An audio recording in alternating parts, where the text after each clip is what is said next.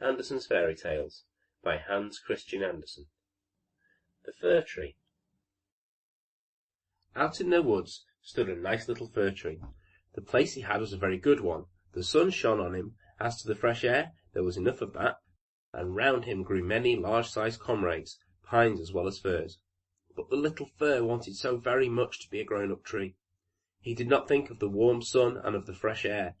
He did not care for the little cottage children that ran about and prattled when they were in the woods looking for wild strawberries. The children often came with a whole pitcher full of berries, or with a long row of them threaded onto a straw, and sat down near the young tree and said, "Oh, how pretty he is! What a nice little fir!" But this was what the tree could not bear to hear. At the end of the year he had shot up a good deal, and after another year he was another long bit taller. For with fir trees one can always tell by the shoots how many years old they are. "Oh, were I but such a tall, high tree as the others are," sighed he. "Then I should be able to spread out my branches, and with the tops to look out into the whole world. Then the birds would build nests among my branches, and when there was a breeze I could bend with as much stateliness as the others." Neither the sunbeams, nor the birds, nor the red clouds, which morning and evening sailed above him, gave the little tree any pleasure. In winter, when the snow lay glittering on the ground, a hare would often come leaping along and jump right over the little tree. Oh, that made him so angry! But 2 winters were past, and in the third the tree was so large that the hare was obliged to go around it. To grow and grow, to get taller and be tall, thought the tree. That, after all, is the most delightful thing in the world. In the autumn the woodcutters always came and felled some of the largest trees. This happened every year, and the young fir tree, that had now grown to a very comely size, trembled at the sight, for the magnificent trees fell to earth with noise and cracking. The branches were lopped off, and the trees looked long and bare. They were hardly to be recognized. Then they were laid in carts, and horses dragged them out of the wood. Where did they go? What became of them? In spring, when the swallows and the storks came, the tree asked them, "Don't you know where they've been taken? Have you not met them anywhere?" The swallows did not know anything about it, but the stork looked musing, nodding his head, and said, "Yes, I think I know. I met many ships when I was flying hither from Egypt. On the ships were magnificent masts, and I venture to assert that it was they that smelt of fir. I may congratulate you, for they lifted themselves on high most magnificently. Oh, were I but old enough to fly across the sea! But how does the sea look in reality? What is it like?" "That would take a long time to explain," said the stork, and with these words off he went. "Rejoice in thy growth," said the sunbeams. "Rejoice in thy vigorous growth, and in the fresh life that moveth within thee." And the wind kissed the tree, and the dew wept tears over him, but the fir understood it not. When Christmas came, quite young trees were cut down, trees which were often not as large or of the same age as the fir tree, who could never rest, but always wanted to be off. These young trees, and they were always the finest looking, retained their branches. They were laid on carts, and horses drew them out of the wood. "Where are they going to?" asked the fir. "They are not taller than I." There was one indeed that was considerably shorter. "And why do they retain all their branches? Whither are they taken?" We know," chirped the sparrows. "We have peered in at the windows at the town below. We know whither they are taken. The greatest splendour and the greatest magnificence one can imagine await them. We peeped through the windows, and we saw them planted in the middle of the warm room, and ornamented with the most splendid things, with gilded apples, with gingerbread, with toys, and many hundred lights." "And then?" asked the fir tree, trembling in every bough. "And then? What happens then?" "We did not see anything more. It was incomparably beautiful." "I would not fain know if I am destined for such a glorious career," cried the tree, rejoicing. "That is still better than to come across the sea. What a longing I do suffer! Were Christmas but come! I am now tall, and my branches spread like the others that were carried off last year. Oh, were I already on the cart! Were I in a warm room with all the splendour and magnificence! Yes, then something better, something still grander will surely follow, or wherefore should they thus ornament me? Something better, something still grander must follow. But what? Oh, how I long, how I suffer! I do not know myself what is the matter with me." "Rejoice in our presence," said the air and the sunlight. "Rejoice in thy own fresh youth." But the tree did not rejoice at all. He grew and grew, and was green both winter and summer. People saw him and said, "What a fine tree!" And towards Christmas he was one of the first that was cut down. The axe struck deep into his very pith. The tree fell to the earth with a sigh. He felt a pang. It was like a swoon. He could not think of happiness, for he was sorrowful at being separated from his home, from the place where he had sprung up. He well knew that he should never see his dear old comrades, the little bushes and the flowers around him, any more, perhaps not even the birds. The departure was not at all agreeable. The tree only came to himself when he was unloaded in a courtyard with other trees, and heard a man say, "That one is splendid. We don't want the others." Then 2 servants came in rich livery, and carried the fir tree into a large and splendid drawing-room. Portraits were hung on the walls, and near the white porcelain stove stood 2 large Chinese vases with lions on the covers. There, too, were large easy-chairs, silken sofas, large tables full of picture books and full of toys, worth hundreds and hundreds of crowns, or at least the children said so.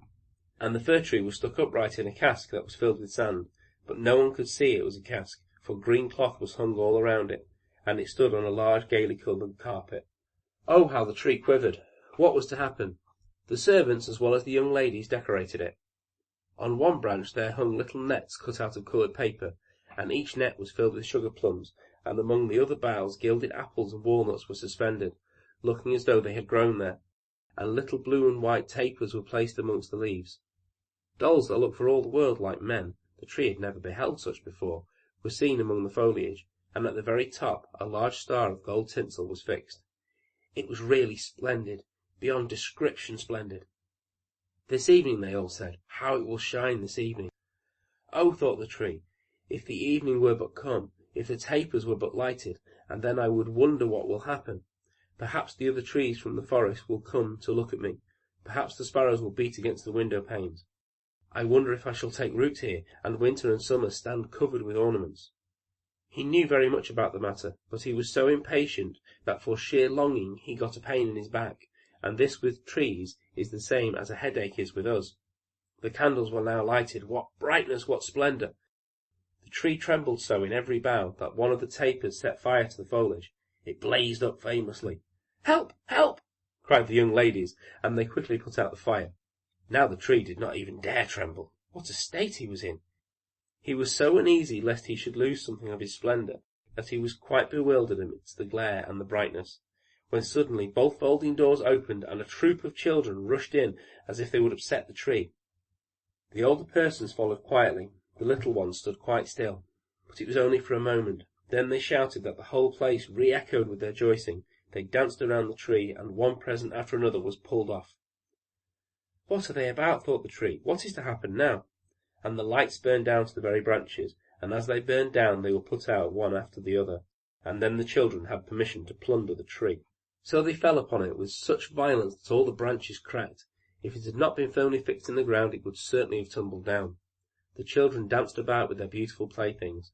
No one looked at the tree except the old nurse, who peeped between the branches, but it was only to see if there was a fig or an apple left that had been forgotten. "A story! A story!" cried the children, drawing the little fat man towards the tree. He seated himself under it, and said, "Now we are in the shade, and the tree can listen too, but I shall tell only one story. Now which will you have? That about Evadie Evadie, or about Humpty Dumpty, who tumbled down the stairs, and yet after all came to the throne and married the princess?" "Evadie Evadie!" cried some. "Humpty Dumpty!" cried others. But there was such a bawling and screaming, the fir tree alone was silent, and he thought to himself, "Am I not to bawl with the rest? Am I to do nothing whatsoever?" For he was one of the company, and he had done what he had to do. And the man told about Humpty Dumpty, that tumbled down, who notwithstanding came to the throne, and at last married the princess. And the children clapped their hands and cried, "Oh, go on, do go on!" They wanted to hear about Evadie Evadie too, but the little man only told them about Humpty Dumpty. The fir tree stood quite still and absorbed in thought. Birds in the woods had never related the likes of this. Humpty Dumpty fell downstairs, and yet he married the princess. Yes, yes, that is the way of the world, thought the fir tree, and believed it all, because the man who told the story was so good-looking. Well, well, who knows? Perhaps I may fall downstairs too and get a princess for a wife. And he looked forward with joy to the morrow, when he hoped to be decked out again in lights, playthings, fruit, and tinsel. I won't tremble tomorrow, thought the fir tree. I will enjoy to the full all my splendour. Tomorrow I shall hear again the story of Humpty Dumpty, and perhaps that of Evadie Evadie too. In the morning the servant and the housemaid came in. Now then, the splendour will begin again, thought the Fir Tree. But they dragged him out of the room, and up the stairs into the loft, and here, in a dark corner where no daylight could enter, they left him. What's the meaning of this, thought the Tree? What am I to do here? What shall I hear now, I wonder? And he leaned against a wall, lost in reverie. Time enough had he too for his reflections, for days and nights passed on, and nobody came up, and when at last someone did, it was only to put some great trunks in a corner out of the way. There stood the Tree, quite hidden. It seemed as if he had been entirely forgotten. "'Tis now winter out of doors," thought the Tree. "The earth is hard and covered with snow. Men cannot plant me now, and therefore I have been put up here in shelter till springtime comes. How kind man is, after all! If it only were not so dark up here, and so terribly lonely, not even a hare. Out in the woods it was so pleasant when the snow was on the ground, and the hare leaped by, yes, even when he jumped over me. But I did not like it then. It really is terribly lonely here." "Squeak, squeak!" said a little mouse, at the same moment peeping out of his hole. And then another one came. They sniffed about the fir tree and rustled among the branches. "It is dreadfully cold," said the mouse, "but for that it would be delightful here, old fir, wouldn't it?" "I am by no means old," said the fir tree. "There's many a one considerably older than I am." "Where do you come from?" asked the mice, "and what can you do?" They were extremely curious. "Tell us about the most beautiful spot on earth. Have you ever been there? Were you even in the larder, where cheeses lie on shelves, where ham hangs from above, where one dances about on tallow candles, the place where one enters lean and comes out fat and portly?" "I know no such place," said the Tree, "but I know the wood, where the sun shines, and where the little birds sing." And then he told all about his youth, and the little mice had never heard the like before, and they listened and said, "Well, to be sure! How much have you seen? How happy you must have been!" "Aye," said the Fir Tree, thinking over what he himself had related. "Yes, in reality those were happy times." And then he told about Christmas Eve, when he was decked out with cakes and candles. "Oh," said the little mice, "how fortunate you have been, old Fir Tree!" "I am by no means old," said he. "I came from the wood this winter. I am in my prime, and I am only rather short for my age." "What delightful stories you know," said the mice. And the next night they came with 4 other little mice, who were to hear what the Tree recounted. The more he related, the more he remembered himself, and it appeared as if those times had really been happy times. They may still come. Humpty Dumpty fell downstairs, and yet he got a princess, and he thought at that moment of a nice little birch tree growing out in the woods. To the fir, that would have been a real charming princess. "Who is Humpty Dumpty?" asked the mice. So then the Fir Tree told the whole fairy tale, for he could remember every single word of it, and the little mice jumped for joy at the very top of the tree. Next night 2 more mice came, and on Sunday 2 rats even, but they said the stories were not interesting, which vexed the little mice, and they too now began to think them not so very amusing either. "Do you know only one story?" asked the rats. "Only that one," answered the Tree. "I heard it on my happiest evening, but I did not then know how happy I was." "It is a very stupid story. Don't you know the one about bacon and tallow candles? Can't you tell any larder stories?" "No," said the Tree. "Then good-bye," said the rats, and they went home. At last the little mice stayed away also, and the Tree sighed. "After all, it was very pleasant when the sleek little mice ran about me, and listened to what I told them. Now that too is over. But I will take good care to enjoy myself when I am brought out again." But when was that to be? Why, one morning there came a quantity of people and set to work in the loft. The trunks were moved, the tree was pulled out and thrown, rather hard it is true, down on the floor, but a man drew him towards the stairs where the daylight shone. Now a merry life will begin again, thought the Tree. He felt the fresh air, the first sunbeam, and now he was out in the courtyard. All passed so quickly, there was so much going on, the Tree quite forgot to look at himself. The court adjoined a garden, and all was in flower. The roses hung so fresh and odorous over a balustrade, the lindens were in blossom, the swallows flew by, and said, "Queer, my husband is come," but it was not the Fir Tree that they meant. "Now then, I shall really enjoy my life," said he, exultingly, and spread out his branches. But alas, they were all withered and yellow. It was in a corner that he lay, among weeds and nettles. The golden star of tinsel was still on top of the tree, and glittered in the sunshine. In the courtyard some of the merry children were playing who had danced at Christmas round the Fir Tree, and were so glad at the sight of him. One of the youngest ran and tore off the golden star. "Only look what is still on the ugly old Christmas tree," said he, trampling on the branches, so that they cracked beneath his feet. And the tree beheld the beauty of the flowers and the freshness of the garden. He beheld himself, and wished he had remained in the dark corner of his loft. He thought of his first youth in the wood, of the merry Christmas Eve, and of the little mice who had listened with so much pleasure to the story of Humpty Dumpty. "'Tis over, 'tis past," said the poor tree. "Had I rejoiced when I had reason to do so, but now 'tis past, 'tis past." And the gardener's boy chopped the tree into small pieces.